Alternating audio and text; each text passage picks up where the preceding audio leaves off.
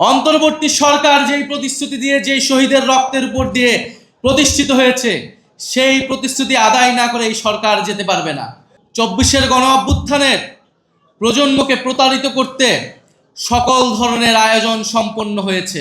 যেই নতুন বন্দোবস্তের জন্য আমরা লড়াই করেছিলাম, জীবন দিয়েছিলাম, জীবন দিতে প্রস্তুত ছিলাম, সেই নতুন বন্দোবস্ত, নতুন বাংলাদেশ আমরা পাই নাই। জাতীয় নাগরিক পার্টি বারবার ছাড় দিয়ে গিয়েছে, কিন্তু ছাড় দিতে দিতে আমরা শেষ প্রান্তে এসেছি।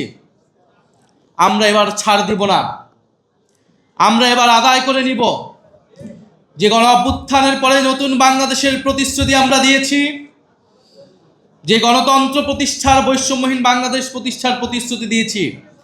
অন্তর্বর্তী সরকার যেই প্রতিশ্রুতি দিয়ে, যেই শহীদের রক্তের উপর দিয়ে প্রতিষ্ঠিত হয়েছে, সেই প্রতিশ্রুতি আদায় না করে এই সরকার যেতে পারবে না। সেই প্রতিশ্রুতি বাস্তবায়ন না হওয়া পর্যন্ত কোনো রাজনৈতিক দল ক্ষমতায় আসতে পারবে না। ফলে আমরা এখনো বলবো, আসুন জাতীয় ঐক্যের স্বার্থে, স্থিতিশীলতার স্বার্থে আমরা সেই প্রতিশ্রুতিগুলো একে একে পূরণ করি। সমীকরণ এখনই শেষ হয়ে যায় নাই। ফলে যারা এখনই সমীকরণ মিলায় ফেলছে, তারা ভুল পথে হাঁটছে।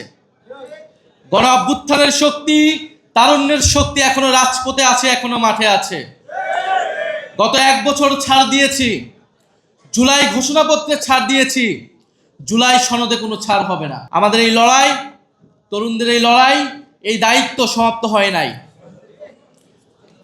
আমরা দেখেছি ৭১ পরবর্তী বাংলাদেশে কিভাবে লুটপাট হয়েছে, কিভাবে রক্ষী বাহিনী তৈরি করে গণতন্ত্রকে হত্যা করা হয়েছে, লুটপাট করা হয়েছে, বাকশাল কায়েম করা হয়েছিল। আমরা দেখেছি ৯০-এর গণ অভ্যুত্থানের পরেও যেই প্রতিশ্রুতি জনগণকে দেওয়া হয়েছিল, ছাত্র সমাজকে দেওয়া হয়েছিল, সেই প্রতিশ্রুতি রক্ষা করা হয় নাই। ফলে ২৪-এর গণ অভ্যুত্থানকে ব্যর্থ করে দিতে, ২৪-এর গণ অভ্যুত্থানের প্রজন্মকে প্রতারিত করতে সকল ধরনের আয়োজন সম্পন্ন হয়েছে।